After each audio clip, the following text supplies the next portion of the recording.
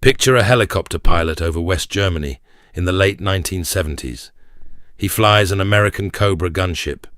His mission is simple on paper: destroy Soviet tanks before they reach the open plains of Central Europe. He has a trick, and it works every single time. He hides low behind a ridge or a line of trees. He waits. When the enemy tanks roll into range, he rises up for just a few seconds. He fires his anti-tank missiles. Then he sinks back down and disappears. The tank crews never see him coming. By the time anyone reacts, he is already gone. The tactic even had a name. They called it pop-up. And in nearly every war game NATO ran, it butchered Soviet armor. Then, the intelligence photos changed. A strange new machine was now riding alongside the Soviet tank columns. It was low and tracked. It carried 2 stubby cannons and a cluster of missile tubes on its turret. Western analysts gave its missiles a code name: Grison. The Soviets called the whole vehicle Tunguska. And that pilot's perfect trick suddenly stopped being perfect. For the first time, the hunters became the hunted. This is the story of the Soviet air defense monster that forced NATO helicopters to keep their distance. A machine built for one very specific nightmare. And for a while, it was the answer to a problem the West thought it had already solved. To understand the Tunguska, you have to understand the fear that created it. And that fear did not come from a laboratory. It came from real battlefields, soaked in real blood. The first warning came from Vietnam. American forces there began strapping wire-guided anti-tank missiles to their helicopters. The results were terrifying for anyone who commanded tanks. In one series of attacks, if you're a fan of military technology and World War II history, please consider subscribing to our channel. It would help us tremendously. Thank you. Helicopters fired on armored vehicles 91 times. 89 of those attacks hit their mark. Think about that number. Almost every shot was a kill. Soviet planners studied these reports closely, and they did not like the math. A helicopter could sit far behind the front line. It could wait in total safety. Then it could jump up, kill a tank worth a fortune, and vanish before anyone fired back. The second warning came in 1973. That October, war broke out again in the Middle East. Israeli and Arab armies threw thousands of tanks at each other across the desert. And once again, helicopters proved they could gut armored columns from a distance. By now, the Soviet High Command understood the threat completely. Their entire war plan depended on tanks, wave after wave of them, rolling west. But those tanks were nearly naked from above. The problem was the pop-up attack. Let me explain exactly how it worked, because this is the heart of everything. A group of enemy helicopters would hide 3 to 5 kilometers behind the fighting. They stayed low, tucked into hills and folds in the ground. Radar could not see them. When Soviet tanks pushed forward, the helicopters would suddenly climb. They rose just 15 to 25 meters into the air. That was all they needed. They fired their missiles at the tanks below. Then they dropped back into cover. The whole thing lasted maybe 20 to 30 seconds. A helicopter was exposed for less time than it takes to boil a kettle. And in that tiny window, the Soviets had no good answer. Now, they were not defenseless on paper. They had air defense systems, but each one had a fatal flaw against this exact tactic. The Soviets had a famous gun vehicle called the Shilka. It carried 4 23mm cannons. It had served well in the Middle East, but it had a short reach. It could barely touch targets beyond 2 kilometers. And it had almost no early warning. By the time its crew spotted a helicopter, the helicopter had already fired. The Soviets also had missile systems, like the one NATO called the OSA. Missiles had range, but missiles were slow to react. From the moment a crew spotted a target to the moment a missile arrived took around 30 seconds. Remember, the helicopter was only in the open for 20 to 30 seconds.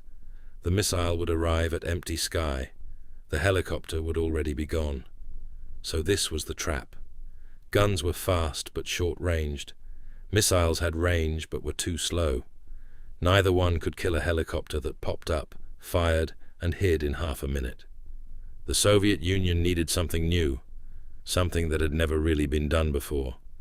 It needed a single machine that combined both weapons at once. On June 8, 1970, the order came down. The Soviet Ministry of Defense handed the project to a design bureau in the city of Tula. This was the KBP Instrument Design Bureau, one of the best weapons houses in the country. The man placed in charge was a brilliant engineer named Arkady Shipunov. Shipunov and his team were told to build a replacement for the aging Shilka gun vehicle. But they quickly realized guns alone would never be enough. The new ground attack planes coming out of the west, like the American A-10 Thunderbolt, were built like flying tanks. They shrugged off 23mm shells, and the new attack helicopters, like the future Apache, were tough too. So Shipunov's team made two bold decisions. First, they moved up to a heavier 30mm cannon. It hit harder and reached farther. Second, and far more radical, they decided to put both guns and missiles on the very same vehicle. This was the key insight. When a target appeared close and fast, the crew would use the cannons. Guns react in only 8 to 10 seconds. That was fast enough to catch a pop-up helicopter in the act. When a target appeared farther out, the crew would launch a missile instead. One machine, two weapons, one for speed, one for reach. Together, they closed the trap. It sounds obvious now. It was not obvious then. Most air defense vehicles in the world did one job or the other. Building a single vehicle that did both meant solving two hard problems at once. And the road was anything but smooth. By 1973, the basic design was finished on paper, and then the whole project nearly died. The trouble came from inside the Soviet system itself. In 1975, the army adopted a new missile vehicle, the OSA-AK. On paper, it looked like it might do the same job. Some powerful voices asked a hard question. Why spend a fortune on the Tunguska if this missile vehicle already exists? The doubts reached the very top. The Soviet Minister of Defense himself questioned whether the Tunguska was worth the money. Between 1975 and 1977, funding was frozen. The project hung by a thread. But Shipunov's team held their ground.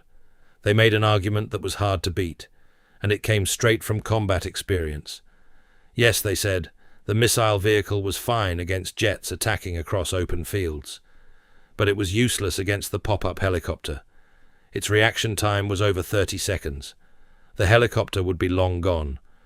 Only a vehicle with fast-firing guns could win that fight. Only the Tunguska could ride with the tanks and protect them in that deadly half-minute window. The argument won. The specific, narrow, terrifying threat of the helicopter ambush saved the whole program. Funding returned. The work went on. It is a good reminder that great weapons are not just built by engineers. They are defended in offices and meetings by people stubborn enough to refuse to quit. Now let us look at the machine they built, because it was a genuine beast. The Tunguska rode on a long tracked chassis with 6 road wheels on each side. It used a smooth suspension system that let it move easily across rough ground. This mattered enormously. The whole point was to keep pace with tank columns wherever they went. A diesel engine of around 780 horsepower pushed the vehicle to highway speeds on good roads. It was crewed by 4 men. On top sat a large turret, and this is where the magic lived. On the sides of the turret were the missile tubes, and at the front sat the 2 30mm cannons. Those cannons deserve real respect. Together, they could hurl out close to 5,000 rounds a minute. Read that again. Nearly 5,000 rounds every minute. The shells flew at almost 1,000 meters a second. The vehicle carried just over 1,900 rounds. It did not fire in long streams. It fired in short, savage bursts. A quick chop of dozens of shells, aimed to fill the sky exactly where a helicopter was hovering. If you're a fan of military technology and World War II history, please consider subscribing to our channel. It would help us tremendously. Thank you. The guns could reach out to about 4 kilometers. The missiles handled the longer shots. The early missile reached out to about 8 kilometers. Later versions pushed that to 10. The crew guided the missile toward the target and steered it in. It carried a warhead built to shred a helicopter or a low-flying jet. But guns and missiles are only as good as the eyes that aim them, and the Tunguska had excellent eyes. On the back of the turret sat a search radar that swept the sky, looking for threats. On the front sat a second radar, a sharper one, that locked on and tracked a chosen target. NATO gave this radar system a nickname, Hot Shot. The vehicle also carried its own computer to crunch the numbers and a system to tell friend from foe. Here was the workflow that made it lethal. The search radar spotted something low and far away.